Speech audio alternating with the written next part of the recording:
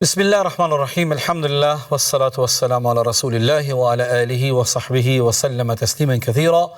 Allahumma salli ala Muhammadin wa ala ali Muhammad kama sallaita ala Ibrahim wa ala ali Ibrahim innaka Hamidun Majid. Amma ba'd. Miqtë nderuar, assalamu alaikum wa rahmatullahi wa barakatuh. Gjithë hamdi, falënderimi dhe lavdia e plot i takon të Madhit Allah fuqi plot.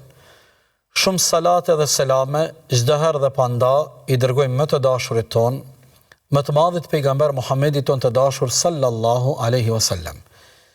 Mirë se po takohemi sërish edhe një takim të ri, në një takim të radhës, në këtë cikël të takimeve të përbashkëta në shoqëri me thellësitë e kaptinës An'am. Një sure e jashtëzakonshme, një kaptin e veçantë nga kaptinat e Kur'anit fisnik, e cila kaptin në momentin dhe në kohën kur i zbriti pejgamberi ton të dashur alayhi salatu wassalam, i zbriti komplet e tëra. Kaptina An'am, për nga numri i ajeteve, vargjeve të saja, konsiderohet prej kaptinave të gjata të Kur'anit, e cila gjithsejt i ka 165 ajete, e cila zbriti në Mekë, dhe nëse i kemi parasysh objektivat e saja të përgjithshme, objektivat e përgjithshme të kaptinës An'am, mund t'i përmbledhim me si vijon. Një prej objektivave të para është se brenda vargjeve dhe ajeteve të kaptinës An'am kemi përplot fakte, argumente, dëshmi, prova, të cilat dëshmi dhe argumente dëshmojnë e provojnë madhërinë e Allahu te baraka wa taala, njëshmërinë ndaj krijuesit e tjerë. Një objektiv tjetër i ajeteve të kësaj kaptine është zbardhja dhe demaskimi i bindjeve dhe koncepteve të gabuara në raport me idhujt dhe idhujtarin. Zbardhja e besimeve dhe mendesive të gabuara, të cilat ishin pjekur jashtëzakonisht shumë me idhujt, me putat dhe zotnat e rrejshëm dhe idhujtaria e cila i kishte kaplu ata njerëz. Pa humbur kohë, po vazhdojmë me ajetet të cilat i kemi përgatit që t'i lexojmë së bashku sot, dhe të ndalemi kalimthi të bëjmë një analizë dhe një meditim rreth këtyre ajeteve përkatëse. Sot do të flasim, apo do t'i lexojmë ajetet e kaptinës An'am, duke filluar nga ajeti 125, deri tek ajeti 132. Këtë takim e kemi titullu Rruga e njeriut nga zemra deri të shpëtimi. Pa humbur kohë, po lexojmë ajetin 125. Thot Allahu fuqi i plot. Bismillahirrahmanirrahim. Faman yuridillahu an yahdiyahu yashrah sadrahu lilislam. Kë Allahu dëshiron ta udhëzoj, ja zgjeron krahërorin për Islam. E kë dëshiron Allahu ta lërë në humbje, ja bën krahërorin të ngushtë dhe të shtrënguar, sikur të ishte duke u ngjitur lart në qiell. Kështu Allahu vendos ndyrësinë mbi zemrat e atyre që nuk besojnë. Ky është ajeti 125. Dashurit e mi, Imam Tabariu, Allahu e mëshiroft, duke e komentuar dhe duke analizuar ajetin 125, thot, po mundohemi t'i bëjmë një përmbledhje të komentimit të këtij ajeti nga Imam Tabariu. Thot Imam Tabariu, i zgjeron krahërorin, i zgjeron zemrën dhe gjoksin e tij për Islam. Nën kupton, Allahu jep këtij personi kuptim, dritë dhe pranim për të vërtetën. Zemra e tij bëhet e hapur dhe pranon bindjen dhe nështrimin ndaj Zotit fuqiplot. Me një fjalë, ai me qetësinë dhe vullnetin e tij e pranon Islamin dhe mirësitë e Islamit. Duke komentuar këtë ajet, Imam Tabariu e sjell një transmetim nga Abdullah ibn Abbas radiallahu anhuma, i cili thot: zgjerimi i krahërorit është dritë që Allahu e hedh në zemër. Shiques të nderuar, kur jemi tek komentimet e ajeteve të Kur'anit, sa herë përmendet emri i respektuar i Abdullah ibn Abbasit radiallahu anhuma në raport me interpretimet që lidhen me ajetet e Kur'anit dhe me Kur'anin, duhet ta dim dhe nuk duhet të harrojmë se autoriteti më i larti, autoriteti më kompetent për komentimin dhe interpretimin e ajeteve nga mesi shokëve të pejgamberit është pikërisht Abdullah ibn Abbasi. Prandaj, të gjithë ata të cilët kanë shkruar libra që kanë të bëjnë me komentin e ajeteve të Kur'anit, me interpretimin e tyre, çdo herë i referohen Abdullah ibn Abbasit në radhë të parë, nga se është emri më autoritativ dhe më kompetent, nga se 2 herë gjatë jetës së tij e ka pyet pejgamberin a.s. në plotëni për tërë Kur'anin, ajet për ajet dhe fjalë për fjalë të ajeteve dhe sureve të Kur'anit famlart.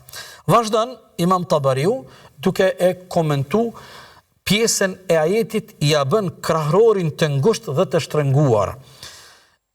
Ajo zemër, ai gjoks i cili nuk lejon që të depërtoj drita e Kur'anit në atë zemër dhe në brendin e asaj zemre, Allahu thot, kjo zemër dhe ky krahëror transformohet, bëhet i ngushtë, jo në kuptimin real, fizik, por në kuptimin figurativ, dhe bëhet një zemër e shtrënguar.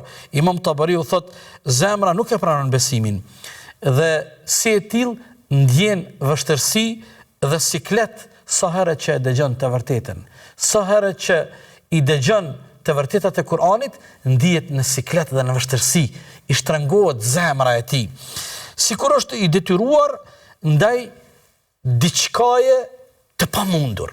Kështu Allahu e ka përshkruar këtë lloj zemër. Madje e ka pru dhe një shembull.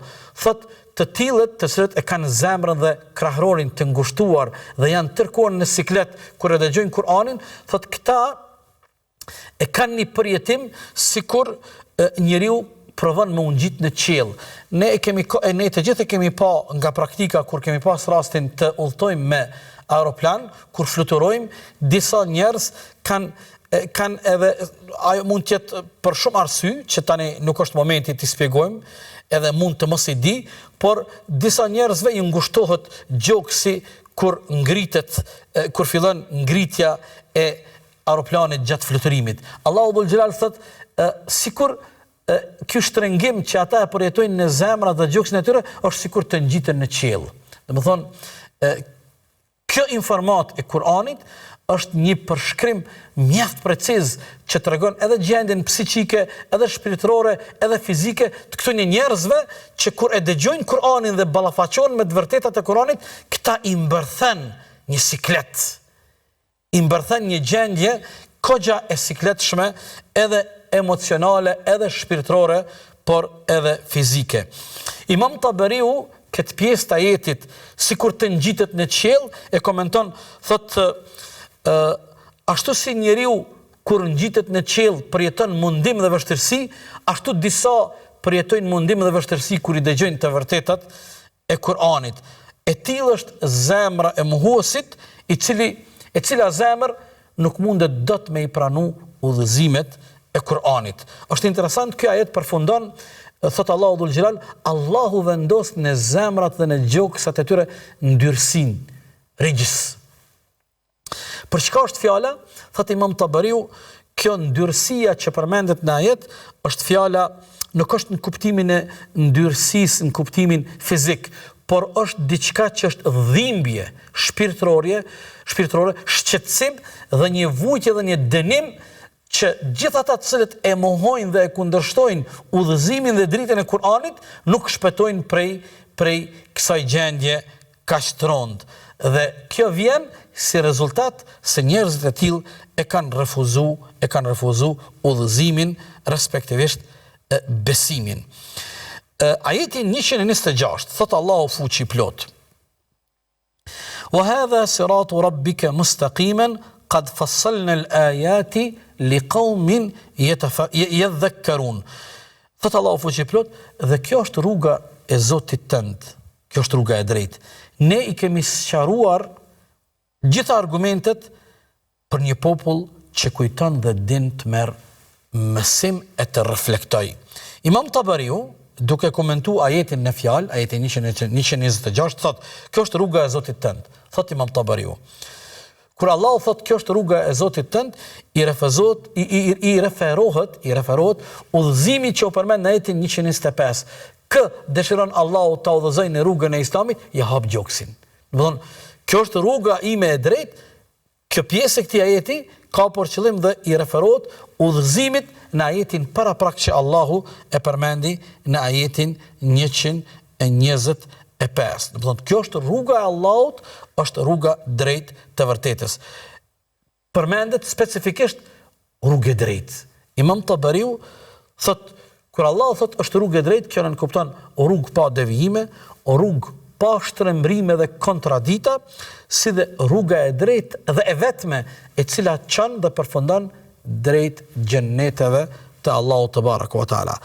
E të parët tonë të mirë selefi rrugën e drejtë e kanë transmetu, disa kanë thonë rruga e drejtë është për qëllim Kur'ani dhe rruga e pejgamberit alayhis salam, disa kanë thonë është për qëllim Islami me gjitha premisat e tij, disa kanë thonë rruga e drejtë nënkupton bindjen e paluhatshme ndaj krijuesit fuqiplot e kështu me radhë.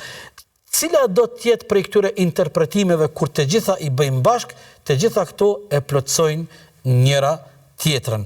Është interesant një pjesë e ajetit 126, Allahu thot, ne i kemi sqaruar të gjitha argumentet. Do thot, për ta ditë ne dhe për ta pa rrugën e drejtë, e cila është rruga e vetme, e cila na çon deri tek Zoti, për ta pa dhe për ta kuptuar dhe për ta njoft këtë rrugë të vërtetë dhe të drejtë, nuk ka asgjë që ka mbet enigm. Se Allahu thot të gjitha argumentet i kemi sqaruar dhe ajeti në fund përmbyllet dhe e gjitha kjo është për një popull që din të reflektoj. Për një popull që din dhe pasi të ndalet dhe i ka dëgju dhe i ka analizu gjitha këto argumente, gjitha këto prova dhe dëshmi, në fund ai reflekton dhe vendos i bindur dhe me përulje, me përkushtim dhe me vullnet të ecë në këtë rrugën e drejtë, e cila është rruga e Allahut te baraka wa taala. Ajeti 127, thot Allahu fuqiplot në vazhdim të këtij ajeti. Lahum darus salami 'inda rabbihim wa huwa waliyuhum bima kanu ya'malun. Për ata të cilët Allahu u azgjeroi gjoksat dhe depërtoi udhëzimi dhe drita e Islamit, dhe ata duke qenë të vetëdijshëm, duke i pa, duke i dëgjuar dhe duke i lexuar argumentet, prova dhe dëshmitë e rrugës së drejtë, dhe kjo është rruga e Zotit, ecin dhe jetojnë në këtë rrugë dhe e kalojnë jetën duke qenë tërë jetën e tyre në këtë rrugë derisa ja dorëzojnë shpirtin e Allahut, Allahu thot tash për këta, lahum darus salam. Për këta është shtëpia e paqes. Një prej emrave të xhennetit është es-salam, shtëpia e paqes. Dhe kjo shtëpi e paqes është tek Zoti i tyre dhe ai Allah është mbrojtësi i tyre për shkak të asaj që ata vepronin sa ishin në jetën e tyre në dunja. Imam Tabariu ndalet te pjesa e parë ajetit, për ta është shtëpia e paqes. Pse Allahu e quajti xhennetin me këtë emër? Xhenneti posedon disa emra. Një prej emrave të xhennetit është Darus Salam, shtëpia e paqes. Imam Tabariu thot, shtëpia e paqes nënkupton paqe nga vdekja, paqe nga smundja, paqe nga shqetësimet, sikletet dhe çfarë do lloj frige që ne gjatë jetës tonë jemi godit, paqe nga dhimbjet dhe vujtja, paqe nga çdo e keqe që neve mund të na godet e mund të na prek. Prandaj Allahu Dhul Gjelal e ka quajtur xhenetin me një prej emrave të tij, Darus Salam, shtëpia e paqes, në momentin kur të gjithë ne do e bëjmë hapin e parë me lejen dhe mirësitë e Allahut në xhenetet e tij, atëherë ne do të mbulohemi dhe do të kaplohemi nga kjo paqe e xheneteve të Allahut, që është karakteristik e xheneteve, një prej karakteristikave ku as do të ketë vdekje, as pleqëri, as dhimbje, as mundje, as vujtje, as mundim, as frik, as gjë, por vetëm paqe, paqe dhe paqe. Selam, selam dhe selam. Pastaj Allahu te baraka wa taala vazhdon në ajetin 128, thot Allahu subhanahu wa taala: "Wa yawma yahshuruhum jami'an ya ma'shara al-jinni qad istakthartum min al-insi وقال أولياؤهم من الإنس ربنا استمتع بعضنا ببعض وبلغنا أجلنا الذي أجلت لنا قال النار مثواكم خالدين فيها إلا ما شاء الله إن ربك حكيم عليم." Thot Allahu fuqi plot ajetin 128 dhe kujto ditën kur ai Allahu i të bën të gjithë dhe u thuhet: "O turm e gjinve, ju keni mashtru shumë nga njerëzit." E miqtë e tyre nga njerëzit thonë: "Zoti ynë, ne përfituam prej njëri tjetrit dhe arritëm afatin që ti na caktove." Ai Allahu ju thot: "Zjarri i xhehenemi është vendbanimi juaj, ju këtu do të qëndroni për gjithmonë, përveç asaj që do Allahu. Vërtet Zoti yt është i urtë dhe i gjithdijshmi." Kjo është tani ajeti 128, ku Imam Tabariu i bën një analizë të thukt këtij ajeti, por ne çdo herë, për shkak se jemi të kufizuar në kohën tonë, mundohemi të bëjmë një përmbledhje të përgjithshme të komenteve dhe interpretimeve të Imam Tabariut në raport me ajetet tona, në këtë rast ajetin 128. Thot Imam Tabariu: "Ditën kur ai Allahu i të bën të gjithë." Thot Tabariu, kjo është dita e gjykimit, ku bëhen bashk, të bëhen njerëzit dhe gjinët, të parët dhe të fundit, madje përpos njerëzve dhe gjinëve, Allahu i bën bashk edhe disa krijesa tjera që Allahu te baraka wa taala dëshiron që ato të mbesin dëshmi si krijesa tjera përballë procesit të ditës së llogarimit dhe ditës së gjykimit, siç tregon Allahu në Kur'an, kur Allahu Dhul Gjelal ringjallën edhe dalin para Allahut edhe disa krijesa prej kafshëve, dhe ato nuk dalin që të gjykohen asnjëherë, se ato nuk e kanë racion, nuk e kanë logjikën, Allah nuk e ka jep atyre mendjen që Allahu t'i gjykon, dhe prandaj janë kafsh, por ngjallen e pastaj kur ata që e kanë mohuar Allahun, kur e shohin se si ata përfundojnë në ditën e gjykimit, disa njerëz prej mohuesve thonë të gjithë mohuesit: sikur të kishim fatin sot ne, të ishim prej kafshëve e të shuhemi, e mos të vazhdojmë të jemi në jetë e të gjykohemi për dëbamat tona dhe të marrim ato çfarë e meriton, sikur Allahu e përmend në surën Naba. Në fundin e surës Naba është ajetin në të cilin ne aluduam. Do të thotë, është dita e gjykimit, është dita ku Allahu i bën bashkë dhe i të bën të gjithë, të parët dhe të fundit, për përgjithësinë dhe llogarinë që çdo njeri në mënyrë individuale do t'i përgjigjet Zotit e tij, Allahu te baraka wa taala. Vazhdon ajeti: "O turm e gjinëve, ju keni mashtru shumë prej njerëzve." Thot Imam Tabariu, gjinët janë një prej faktorëve që i devijuan njerëzit, i kanë shty dhe i kanë nxit në shirk i dhujtari, sikurse që i kanë nxit edhe në mëkate. Pastaj ajeti tregon se këta pas veti nëpërmjet cytjeve dhe ndikimit të tyre kanë arrit të tërheqin një numër të madh njerëzve. Miqtë e tyre nga njerëzit thonë, disa miq prej njerëzve, disa miq të gjinëve nga ana njerëzve thojnë. Do thotë Imam Tabariu thotë disa në ditën e gjykimit pranojnë, thojnë kemi ndjekur gjinët, kemi bashkëpunuar me ta, kemi përfituar prej tyre, kjo nënkupton bashkëpunimi i njerëzve me xhinet gjithmonë është në rrethana shumë të errta dhe për punë të këqija dhe të liga, sikurse që është magjia, falli, idhujtaria e gjëra të ngjashme. Pastaj ajeti thot, këta deklarohen për Allah, thot, ne arritëm deri tek afati që ti neve na ke caktuar ja Rabbi. Imam Tabariu thot, këtu me afatin nënkuptohet vdekja dhe fundi jetës së tyre, është afatit që njeriu i përfundon dhe i harxhohet e gjeli dhe jeta e tij në këtë botë. Pastaj Allahu këtyre ju thot, zjarri është vendbanimi juaj. Imam Tabariu thot, ky zjarr që është vendbanimi tyre është dënim i përbashkët i gjithë atyre prej njerëzve dhe gjinëve që kanë bashkëpunu në mes vete për pislëqet dhe të ligat e tyre. Pastaj ajeti përfundon, Allahu te baraka wa taala është i urti dhe i gjithë dishmi. Kur i bëjmë një analizë ajetit në kuptimin tematik dhe teologjik, dimensioni teologjik i ajetit është se gjinët ndikojnë për të keq me cytin e tyre tek disa njerëz, e në veçanti ata të cilët i marrin për miq gjinët dhe fillojnë bashkëpunimin në punë të tyre që janë të ndaluara fetarisht.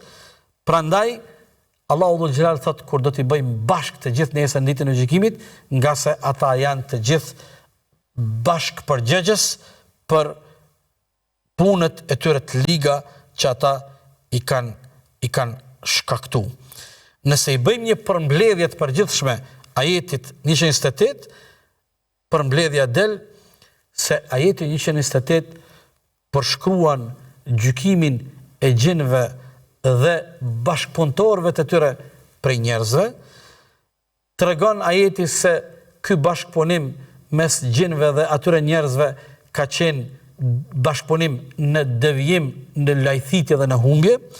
Pastaj ajeti tregon se përgjithësia është e dyanshme, nuk mundet askush të shpëtoj dhe ta justifikoj veprimin e tij djallëzor para Allahut, por e kanë përgjithësinë të dyanshme, si dhe ajeti tregon se vendbanimi i tyre është zjarri i xhehenemit. Allahu na ruaj të gjithë neve prej zjarrit të xhehenemit. Ne do të ndalemi këtu, të bëjmë një pushim të shkurtër dhe menjëherë pas pak do të vazhdojmë me ajetin 129 inshallah taala.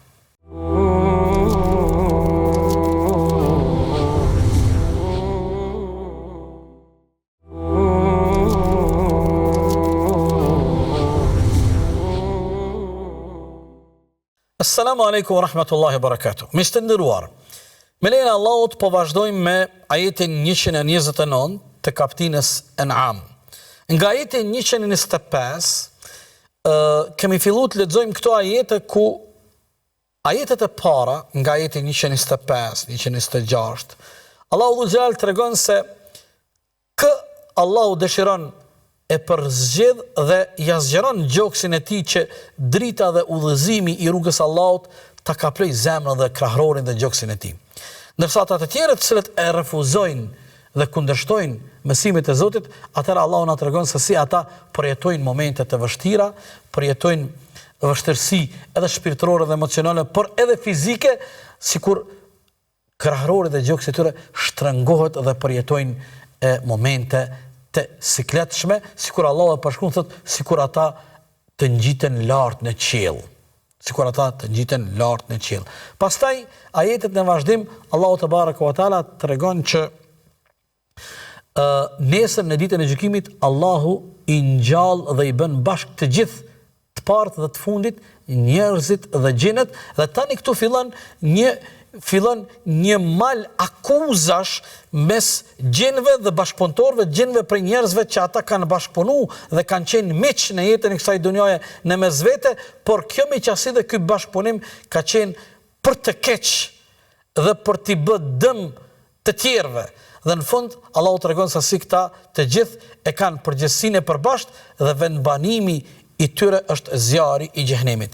Vazhdon ajeti 129 ku Allahu thot wa kadhalika nuwalli ba'd adh-dhalimin ba'dan bima kanu yaksibun. Në këtë kuptim vazhdon edhe ajeti 129 ku Allahu thot dhe kështu ne i bëjmë disa zullumçar miq e sundues mbi disa zullumçar të tjerë. Është interesant kjo ajet. Allahu fuqi plot thot kështu.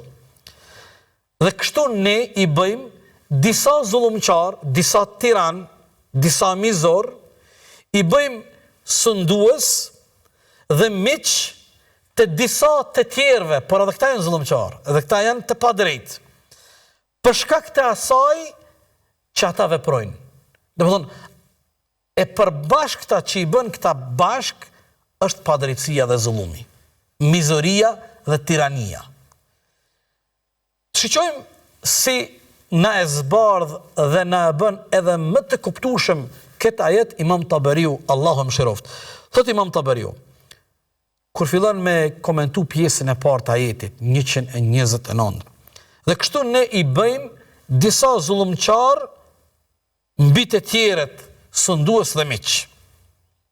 Thot Imam Tabariu, Allahu fuqiplot lejon që zullumçarët ta mbështesin njëri tjetrin, të bashkëpunojnë dhe të sundojnë mbi njerëz të ngjajshëm sikur jo janë ata vetë. Do të thotë, kuptimi i ajetit është se zullumçarët bëhen aleat të zullumçarëve. Arsyeja pse Allahu lejon këtë është fundi i ajetit. Thot Allahu dhul xhelal, për shkak të asaj që ata veprojnë. Do të thonë, ajo e përbashkëta e gjithë këtyre është pikërisht zullumi. Zullumi këta, mizoria, padrejtësia, këta i bën me qenë të njëjtë për shkak të mëkateve, padrejtësive, devijimit dhe kjo është, domethënë, pasojë e veprave të tyre. Imam Tabariu sjell disa transmetime dhe interpretime nga gjeneratat e hershme nga selefi. Thot kur njerëzit bëhen zullumçar, Allahu vendos sundues zullumçar. Kur në një shoqëri, kur në një rreth, njerëzit janë të padrejtë, atëherë rrjedhimisht Allahu çon sundues të padrejtë ndaj tyre, për shkak të padrejtësisë së tyre, nga se këta janë ata që e kanë mbjell padrejtësinë. Ndërsa vazhdon Imam Tabariu, thot momentin kur përmirësohet shoqëria, atëherë përmirësohen edhe prisat e tyre. Kjo është prej ligjeve të Kur'anit, kështu na shpjegon dhe na qartëson Kur'ani. Është interesant, ky ajet Imam Tabariu i bën edhe një analizë nga aspekti sociologjik. Ky ajet ka brumë të mjaftueshëm që të analizohet edhe në aspektin sociologjik, e në veçanti ata të cilët janë ekspertat të kësaj fushë sociologët. Nëse i bëjmë një analizë të përgjithshme këtij dimenzionit sociologjik të ajetit tonë në fjalë, ajeti përshkruan shoqëritë prodhojnë udhëheqësit e tyre. Njerëzit e padrejtë ofrojnë sundimtar të padrejtë, ndërsa njerëzit e drejtë dhurojnë prisa dhe udhëheqës e drejtë. Është kaq e thjeshtë. Është kaq e thjeshtë. Nëse i bëjmë një analizë të ajetit nga aspekti moral, atëherë ajeti paralajmëron padrejtësitë shoqërore prodhojnë pas veti pasoja, devijimi shoqëror prodhon lider të devijuar, ndërsa ndryshimi duhet të fillojë nga individi, njashtu sikur na mëson Kur'ani, Allahu nuk e ndryshon gjendjen e juaj derisa nuk filloni ju të ndryshoni nga vetja e juaj. Ajeti 130, Allahu tebaraka ve teala thot: "Ya ma'shar al-jinni wal-insi, alam ya'tikum rusulun minkum yaqussuna 'alaykum ayati." Deri në fund ajeti thot Allahu fuqiplot: "O turm e gjinëve dhe e njerëzve, a nuk ju erdhen juve të dërguar nga Allahu, nga mesi juaj, që ju lexonin argumentet e mia dhe ju paralajmëronin për takimin e kësaj dite me mua, ditën e gjykimit? Ata thonë, dëshmojmë kundër vetes, ata i mashtroi jeta e kësaj bote dhe dëshmuan kundër vetes nga se kishin zgjedhur të jenë mohues. Ky ajet jashtëzakonisht i bukur dhe i rëndësishëm, ajeti 130, Imam Taberiu kështu e komenton. O tur me gjinëve dhe njerëzve, thot Imam Taberiu. Ky ajet është një thirrje për dy krijesat, edhe për krijesat njerëz, edhe për ato gjin. Ajeti tregon se përgjësia është e përbashkët, si dhe ajeti po ashtu tregon dhe është dëshmi se ashtu sikur njerëzit edhe gjinët janë të obliguar ta dëgjojnë e t'i dorëzohen shpalljeve të Allahut te baraka wa taala. Vazhdon ajeti, Allahu ju bën pyetje në ditën e gjykimit, edhe njerëzve dhe gjinëve. A nuk ju erdhen juve të dërguar nga mesi juaj? Tash Imam Taberiu thot kjo pjesë e ajetit është argument se të dërguarit e Allahut përzgjedhen nga krijesat njerëz vetëm. Pejgamberët e Allahut nuk përzgjedhen nga krijesat gjin, por pejgamberët e përzgjedhur nga Allahu nga mesi i njerëzve, sa ajeti po thot, a nuk ju erdhen të dërguar nga mesi juaj? Atëherë këta të dërguar të Allahut pejgamber janë të dërguar dhe janë të mjaftueshëm edhe për krijesat gjin, ashtu sikur njerëzit janë të obliguar dëgjojnë, të respektojnë dhe të nështrohen para urdhrave të Zotit të shpalljes pejgamberëve, njështu janë edhe xhenët. Sikur thot Allahu në Kur'an surën Dhariyat, "Wa ma khalaqtul jinna wal insa illa liya'budun", nuk krijova njerëzit dhe xhenët për asgjë tjetër, vetëm sa ata të nështrohen dhe të dorëzohen Zotit të Madhërisëm. Pastaj, një pjesë e këtij ajeti thot Allahu dhul xhelal, "Dhe a nuk ju paralajmëruam për këtë ditë?" Sa ajete ka në Kur'an që Allah na paralajmëron e na thret që të jemi të vëmendshëm, e të përgatitemi për ditën e gjykimit kur do të dalim para Allahut në mënyrë individuale dhe të gjithë ne pa përjashtim do të gjykohemi për të bamat tona. Tash Allahu kur i ka bë bashk turmen e njerëzve dhe gjinëve të parë dhe të fundit, Allahu po i pyet. Dhe kjo pyetje është pyetje retorike, është pyetje qortuese. A nuk ju kemi paralajmëruar për këtë ditë? Sa pejgamber të Zotit kemi dërgu, sa libra dhe shpallje të Zotit kanë ardhur, sa njerëz therrës në rrugën e Zotit ju kanë paralajmëruar për takimin me Allahun. Ku ishit ju? Si reaguat ju? Imam Taberiu thot kjo është dita e gjykimit, është dita e ringjalljes, është dita e llogarisë dhe përgjegjësisë individuale që çdo krijesë nga radhat e njerëzve dhe gjinëve do të del para Allahut dhe do të gjykohet për të bamat e tij. Ata thonë, sheqani kur i pyet Allahu, a nuk ju paralajmëruan për këtë ditë, cila është përgjigjja e tyre? Dëshmojmë kundër vetes, nuk munden me mohu, nuk kanë fakte dhe argumente. Prandaj Imam Taberiu thot pranojnë fajin. Nuk gjejnë dot asnjë lloj justifikimi për me i shpëtu kësaj situate, nga se nuk kanë edhe dëshmi për me mohu apo për me kontestu ato çfarë Allahu te baraka wa taala po ua tregon. Ajeti 131 thot Allahu fuqiplot, "Dhalika an lam yakun rabbuka muhlika al-qura bi dhulmin wa ahluha ghafilun." Thot Allahu fuqiplot. Kjo është sepse Zoti nuk i shkatron vendbanimet pa drejtësisht, ndërsa banorët e tyre janë të pavetëdijshëm apo pa paralajmërim.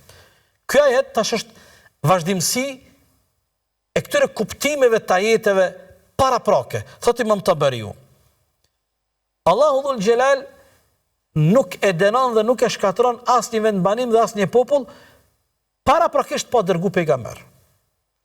Paraprakisht pa i paralajmëruar dhe pa i thirr për të vërtetën. Por pasi dërgohen pejgamber, paralajmërohen dhe thirrën për të vërtetën dhe atyre mjaftueshëm i është bë me dije e vërteta dhe ata kanë vendos të mohojnë, të kundërshtojnë, të refuzojnë, e më pas vije momenti i dënimit dhe hidhrimit të Allahut te baraka wa taala.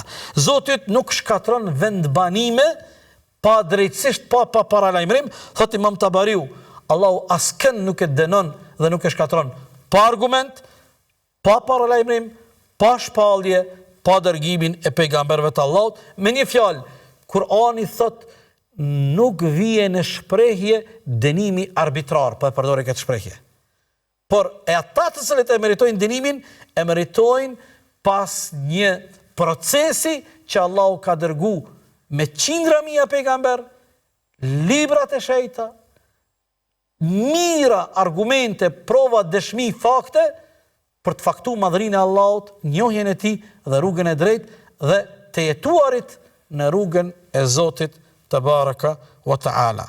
Dhe ajeti i fundit për sot në këtë takim, ajeti 132, thot Allahu dhul xhelal: "Wa li kullin darajatun mimma amilu, wa ma rabbuka bighafilin amma ya'malun." Thot Allahu fuqiplot, për secilin ka shkallë, ka deregje sipas asaj që kanë vepruar në dunja, dhe Zoti yt nuk është i pavëmendshëm ndaj asaj çfarë ata kanë vepruar dhe çfarë kanë bë në jetën e tyre në dunja.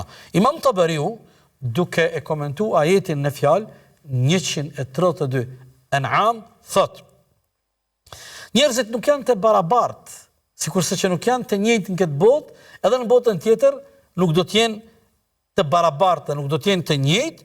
Pikërisht Allahu përmend shkallë, përmend deregje, shkallë dhe grada në kuptimin e shpërblimit, sikurse që ka edhe grada dhe shkallë në kuptimin e dënimit.